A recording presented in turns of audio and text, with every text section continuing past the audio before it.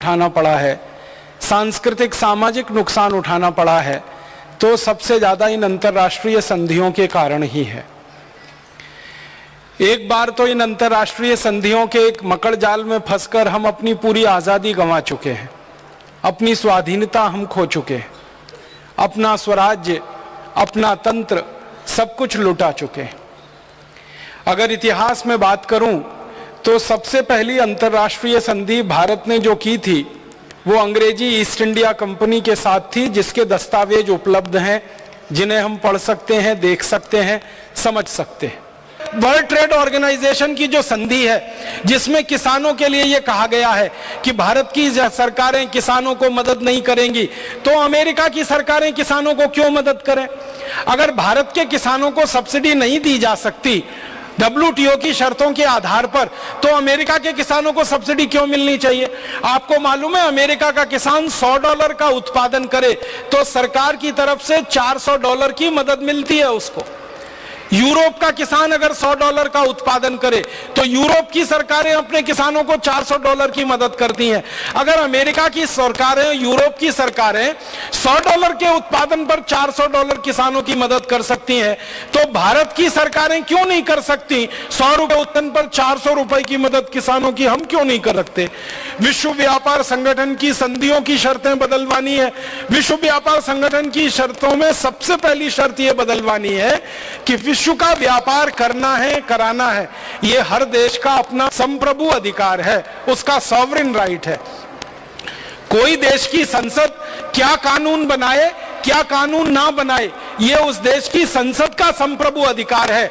WTO यह कैसे तय कर सकता है कि आपको यह कानून बनाना चाहिए, दूसरा नहीं बनाना चाहिए? WTO हमारी सरकार की सरकार नहीं हो सकता, कोई सुपर गवर्नमेंट वो नहीं बन सकता।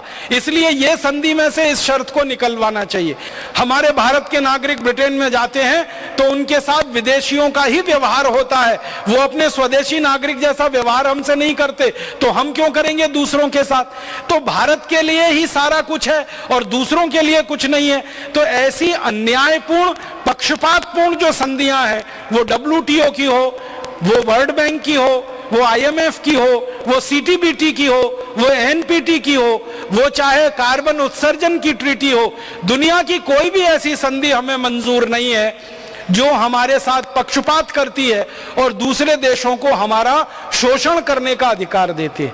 तो सारे भारत में हमें यह अभियान चलाना है, इन अंतर्राष्ट्रीय संधियों के खिलाफ पूरे देश में एक माहौल बनाना है। जब तक पूरे देश में कोई माहौल नहीं बनेगा, तब तक इन संधियों को संसद से हम निरस्त नहीं कर पाएंगे। आप मुझे ये तकनीकी सवाल पूछ सकते हैं कि क्या इन संधियों को रद्द करने का अधिकार हमारे पास है? हाँ, है। हमारे देश की संसद को ये सारी संधियां रद्द करने का अधिकार है। हम WTO की संधि हमारी संसद से रद्द कर सकते हैं, विश्व बैंक की संधि रद्द कर सकते हैं, अंतर्राष्ट्रीय मुद्रा कोष की कर सकते हैं, किसी भी संधि को हमारी संसद रद्द कर सकती है। यह संसद का सार्वभौम अधिकार है। बस बात इतनी सी है कि संसद में इस विचार को लेकर पहुंचने वालों का बहुमत चाहिए, बाकी संसद कुछ भी कर सकती है। बार बार भारत दुनिया के देशों का गुरु रहा है, बार बार भारत दुनिया में विश्व गुरु का स्थान पाता रहा है, बार बार भारत दुनिया की लीडरशिप करता रहा है। शांति के लिए हो या युद्ध के लिए हो, हमने नेतृत्व किया है पूरी दुनिया को और हमने नेतृत्व दिया है।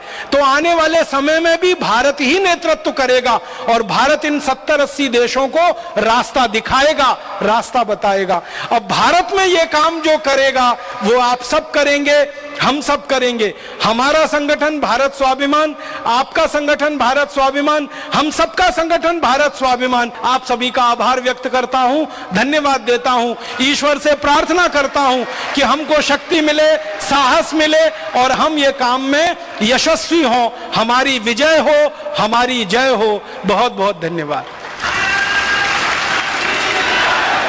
हमारे मन में बचपन से जो एक बात घुसाई जाती है, बिठाई जाती है या पढ़ाई जाती है, वो ये कि दुनिया में भारत सबसे